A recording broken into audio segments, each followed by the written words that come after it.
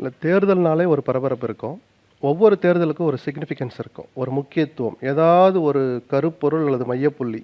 ஒரு ஒரு கட்சியினுடைய பார்வையில அந்த மையப்புள்ளி மாறும் அல்லது மாத்திக்குவாங்க. பொது பார்வை பார்த்தோம்னா, பத்திரிக்கையாளர் பார்வையில பார்த்தோம்னா, ஒரு ஒரு தேர்தல்லையும் ஒரு பொலிட்டிக்கல் இஷ்யூ ஒண்ணு இருந்துட்டு இருக்கும். அது ஒருத்தர் எமர்ஜ் ஆகி வர்றது, ஒருத்தருடைய வீழ்ச்சி, ஒருத்தருடைய வெற்றிடம். ரஜினி வந்து இடையில ஒரு வார்த்தை சொன்னார்ல, தமிழ்நாட்டுல வெற்றிடம் இருக்குன்னு. அந்த மாதிரி ஏதாவது ஒண்ண கிரியேட் பண்ண பார்ப்பாங்க. அது நிஜமாவே கிரியேட் ஆகி இருக்கும். அந்த வகையில 26 தேர்தல்ல எல்லாரும் ஒருவித பதற்றம், பயம், குழப்பம், எரிச்சல் இது அத்தனையும் கலந்து பார்க்கறது விஜய்ங்கிற அந்த ஒரு கேரக்டர் தான். ஏன்னா, அவர் என்ன பண்ண போறாருன்னு நமக்கு யாருக்குமே தெரியல. அவர் சொல்ற பெர்சன்டேஜ்லாம் ஒரு பக்கம் தள்ளி வச்சிரலாம். ஒரு சராசரி மனுஷனா நாமளும் வீட்ல இருக்கிறோம். வீட்டுக்கு நமக்கு வேலை செய்ய வரவங்க இருக்கிறாங்க. நாம ஒரு இடத்துல போய் வேலை செய்றோம்.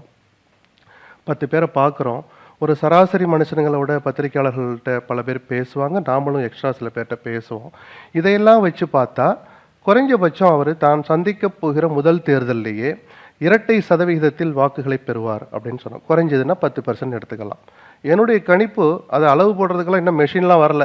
யாரு சொன்னாலும் அதெல்லாம் நம்பாதீங்க. ஒரு பெர்செப்ஷன் எனக்குன்னு இருக்கிற குறைஞ்சபட்ச அறிவு. நாம பல பேர்ட்ட பேசுறதெல்லாம் வச்சு பார்த்தா 10லிருந்து 15% அவர் வாங்குவார் அப்படின்னு சொல்றோம். சரி, அது ஒரு விஷயமா சார் அவர் வாங்கிட்டு ஒதுங்கி போகட்டும் அப்படின்னு ஒதுங்க முடியல யாராலையுமே. அந்த 10லிருந்து 15% யாருடைய வாக்குகளை வாங்க போறார்? தெலுங்கானா, ஆந்திரா, மத்திய பிரதேஷ் அப்படிலாம் இல்ல. தமிழ்நாட்டுல இதுவரைக்கும் 100 பேர் ஓட்டு போட்டுக்கிட்டு இருந்தான்னா, அந்த 100 பேர்ல 15 பேரை விஜய் தன் பக்கம் ஈர்க்க போகிறார். அதுல புதுசா ஓட்டு போட போற அந்த 2 பேர் இருப்பாங்க. அந்த 15 பேர்ல நான் சொல்றேன். 3 பேர் இருப்பாங்க.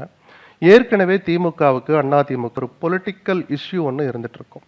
அது வாக்களிச்சவங்களும் அதுல இருப்பாங்க. ஸோ எந்த செக்டார்ல இருந்து அவர் எவ்வளவு பேரை ஈர்க்க போகிறார்? அந்த 15ல ஒரு 7 யாருகிட்ட இருந்து எடுப்பார்? 8 யாருகிட்ட இருந்து எடுப்பார்? இல்ல நாங்க இன்டாக்டா இருக்கிறோம் திமுக கூட்டணி, எங்களை யாரும் கை வைக்க முடியாது. அதிமுகவை நோக்கி தான் அவருடைய பார்வை இருக்கு. அவங்க ஒரு 8, 9% இழப்பாங்க அப்படின்னு வெவ்வேறு பார்வைகள் இருக்கே தவிர, உறுதிப்பட்டு இவர்களுடைய வாக்குகளை தான் இத்தனை சதவீதம் பிரிப்பார்னு தெரியாததுனால, விஜய் தான் விரும்பியோ விரும்பாமலோ ஒரு மையப்புள்ளியா ஆயிட்டார். அவரு சென்ட்ரிக்கா வரணும், நாம ஆட்சியை பிடிக்கணும் அப்படிங்கிற எண்ணம் அவருக்கு இருக்கலாம். இது ஒரு புதிய வரவுக்கு ஒரு அடிப்படையான அவசியமான தேவைன்னு நான் சொல்லுவேன். பேசு பொருளாக ஒரு நபர், ஒரு இயக்கம் இருக்கிறது ஒரு வரப்பிரசாதம்.